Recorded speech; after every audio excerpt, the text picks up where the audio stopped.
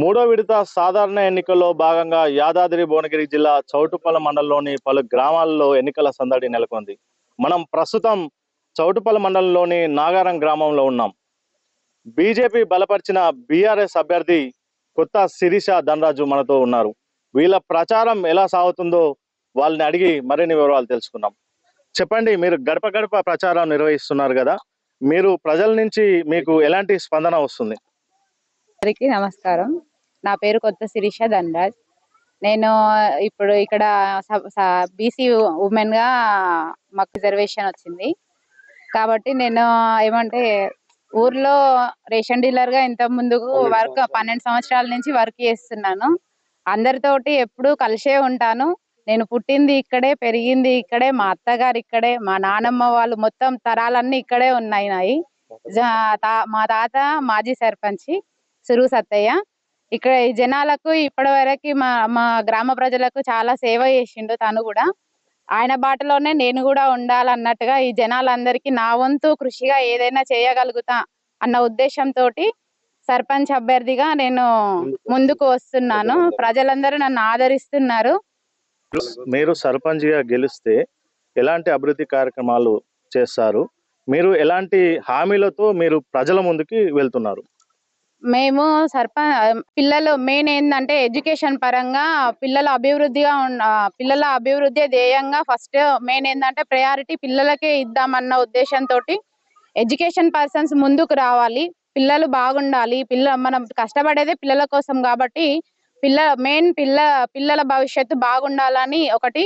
మా మెయిన్ ఏంటంటే ఆరోగ్యం అన్నమాట.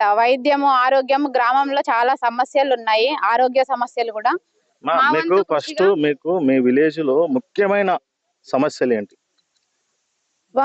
విద్య సార్. విద్య లేదు సరిగ్గా. ఇప్పుడు మామూలుగా అయితే ఊర్లో మన ఏమంటారు 30 సంవత్సరాల నుంచి చూసినా అదే అలాగే ఉంది. అభివృద్ధి అనేది లేదు. ముందుకు పిల్లలు అయితే ఎవరు విద్య పరంగా అయితే ఎవరు ముందుకు రావట్లేదు సార్.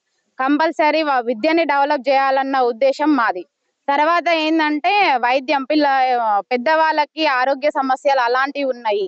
మా వంతు కృషిగా వైద్యశాల ఏదన్నా ఏమంటారు ముందుకు వచ్చి వాళ్ళకు అంటూ ఏదన్నా సమస్యలు తీర్చాలన్న ఉద్దేశంతో ఆరోగ్య భరోసా ఇవ్వాలన్న ఉద్దేశంతో మేము అనుకుంటున్నాము. మూడోది ఏంటంటే మౌలిక సదుపాయాల కోసం అని చెప్పేసి మేము త్రాగునీరు, ఈ డ్రైనేజీ సమస్యలు కూడా చాలా ఉన్నాయి సార్ ఊర్లో. వాటి కోసం అని మేము ముందుకు ఏమంటారు అవన్నీ సొల్యూషన్ సమస్యలన్నీ పరిష్కరించడానికని నా వంతు కృషిగా నాకు సాధ్యమైనంత వరకు 99% చేయాలన్న, అభివృద్ధి చేయాలన్న ఉద్దేశంతో ముందుకు వస్తున్నాను సార్. మీరు ఎంత మెజారిటీ తోటి గెలవబోతున్నారు? నేను ప్రజలు ఆదరించి నన్ను గెలిపిస్తే భారీ మెజారిటీ తోటి కంపల్సరీ ఒక 300-400 మెజార్టీ తోటి గెలుస్తా అని నేను అనుకుంటున్నాను సార్. మనతో మాట్లాడడానికి బీఆర్ఎస్ ముఖ్య నాయకులు ఉన్నారు. వారిని అడిగి మరిన్ని వివరాలు తెలుసుకుందాం.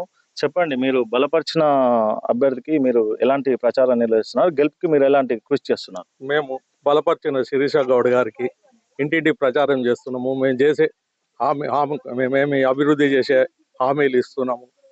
ముఖ్యంగా మౌలిక వసతులు, గ్రామానికి డ్రైనేజు, రోడ్లు, మంచినీరు త్రాగేది, స్కూల్ గురించి కూడా మాట్లాడింది ఇంతకుముందు. విద్య గురించి, యువకులకు గ్రంథాలయము, ఇంకొకటి ఏదైనా ఓపెన్ జిమ్, ఇవన్నీ చేయాలని మేము అనుకుంటున్నాము. దాని గురించి శిరీష గారికి అత్యధిక మెజార్టీతో గెలిపించి కత్తెర గుర్తుకు ఓటేసి గెలిపించగలరని మనవి. ఇవి తప్పకుండా గ్రామాన్ని అభివృద్ధి చేయడంలో మేము కూడా ఆమెకు సహకరిస్తాము అని మేము విజ్ఞప్తి చేస్తున్నాం. ఈ ఊరు మాజీ సర్పంచ్ కూడా ఉన్నారు, వారిని అడిగి మరిన్ని వివరాలు తెలుసుకుందాం. చెప్పండి. నా పేరు కల్లెం శ్రీనివాసరెడ్డి, నేను మాజీ సర్పంచ్ని. ఊరికి ఇచ్చిన సర్పంచ్ నన్ను నా మీద నమ్మకం వచ్చి గెలిపించారు. ఆ నమ్మకాన్ని కూడా నేను అమ్ము చేయకుండా నా క్షాయశక్తిలా నేను ఎంత పని చేయాలన్నా ఊరు ప్రజలు చూశారు. ఒకటి గ్రామ పంచాయతీ నిర్మించాను, ఒకటి అండర్ గ్రౌండ్ నిర్మించాను. అండర్ గ్రౌండ్ కూడా తెలంగాణ రాష్ట్రంలో ఎక్కడ కూడా లేదు. అంత పెద్ద రిస్క్ తీసుకొని చాలా పెద్ద నా సొంత నిధులతో కూడా ముందు డబ్బులు రాకుండా నా సొంత నిధులతో లే 95 లక్షల రూపాయలతో శాశ్వత పరిష్కారం చేశా. అదొక ఇప్పుడు సమస్య కాదు, అది 40 సంవత్సరాల సమస్య. అది ప్రతి పనికి కూడా నేను ఎక్కడ కూడా అదొకటి. మన ఫస్ట్ మన ఊరు అది శుభ్రత పరిశుభ్రత ఫస్ట్ అనుకొని నేను ఫస్ట్ రాష్ట్రంలో నేను ఒక చెత్తబండి పెట్టాను. చెత్తబండి పెట్టి ఇంటింటికి చెత్త బుట్టాలు ఇప్పించాను. అది నాకు అవార్డు కూడా వచ్చింది, ఉత్తమ సర్పంచ్ అవార్డు వచ్చింది. అదే విధంగా ఆరోగ్య పరంగా కూడా మన ఊరు నేషనల్ అవార్డుకు సెలెక్ట్ అయింది. మన ఉత్తరప్రదేశ్కి వెళ్ళి మన ఊరిని ఒక 50 మంది సర్పంచులు వచ్చి మన ఊరు సందర్శించుకొని ఎలా ఇంత డెవలప్ అయింది, ఈ ఆరోగ్యంగా ఎందుకు ముందుకు వచ్చిందని వచ్చి మన మీటింగ్ చేసుకుని వెళ్ళారు. అదే విధంగా నేను కొన్ని పనులు చేయలేకపోయినాను, మిగిలిపోయినాయి. అదొకటి కూడా గ్రామానికి కూడా ఒక హాస్పిటల్ నిర్మించాలని ఫస్ట్ సంకల్పం ఉండే. ఒక గ్రామ పంచాయతీ నిర్మించాను, అది టైం లేకపోయింది. ఈ విధంగా కొత్త ధనరాజు కత్తెర గుర్తు మీద బాజీ ఓటు మెజార్టీతో మా ప్రజలు గెలిపిస్తారు, బాజీ మెజార్టీతో గెలుస్తున్నాం. మేము ఒక హాస్పిటల్ కూడా కంపల్సరీ ఈ ఊర్లో నిర్మిస్తాం, అది మా హామీ. Local to global news at your fingertips. మీ చేతిలో ఒక ఆయుధం. Download raw TV app. Media legend Ravi Prakash is back.